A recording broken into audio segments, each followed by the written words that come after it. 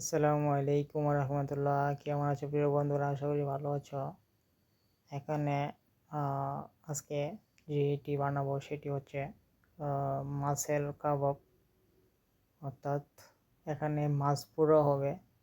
তার জন্য এই কয়লাগুলো জ্বালানো হচ্ছে। তো কয়লাগুলো জ্বালানোর পরে এখানে মাছ পুরবো। আসলে এগুলা করতে গেলে অনেক কয়লার প্রয়োজন, বেশি করে লাকড়ি পোড়াতে হয়।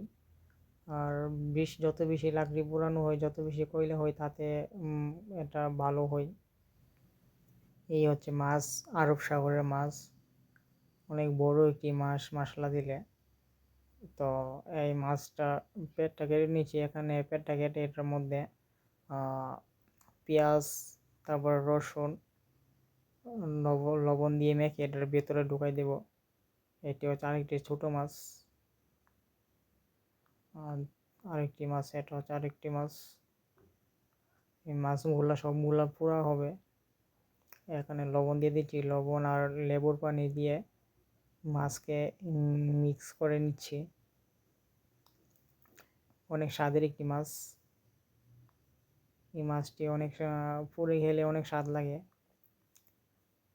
এই তো আগুনের মধ্যে, ফোড়নের মধ্যে দিয়ে দিলাম। এটা হচ্ছে মেশিন, আর মাছ পোড়ার ফ্রাই করার মেশিন।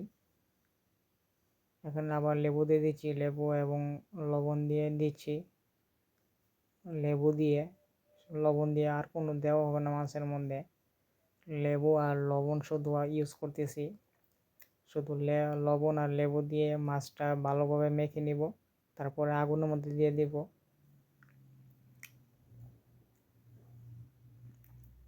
আর এই পেঁয়াজ রসুনগুলো মাছের পেটের ভিতরে দিয়ে ঢুকাইব, তার জন্য পেঁয়াজগুলো ছোটো করে কেটে নিচ্ছি।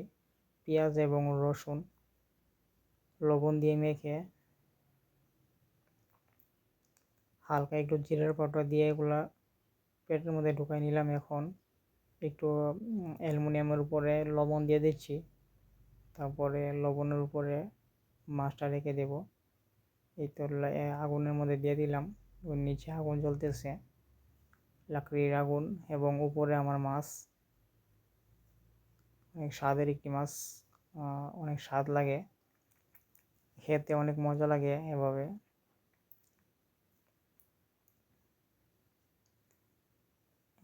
এক পাশ হয়ে গেছে, অর্ধেক হয়ে গেছে, আরেক পাশ দেব উল্টায়ে। তো অন্য পাশটা এখন দিয়ে দেব। এক পাশ নিচে কিছুটা হয়ে গেছে।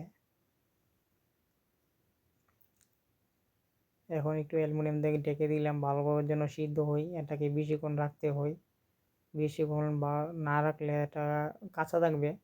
আর এখানে হচ্ছে আগুনের মধ্যে দিলাম 2টা মাছ, ছোট 2টা মাছ। এটিও হয়ে গেছে।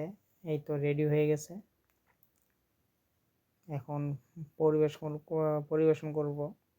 ভাতের উপরে দিয়ে দিচ্ছি মাছগুলো।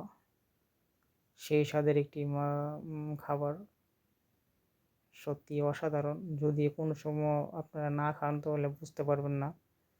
আমরা প্রায় সময় খেয়ে থাকি এভাবে, অনেক ভালো লাগে, অনেক স্বাদ লাগে। সত্যি অসাধারণ স্বাদ। আপনারা ট্রাই করে দেখতে পারেন।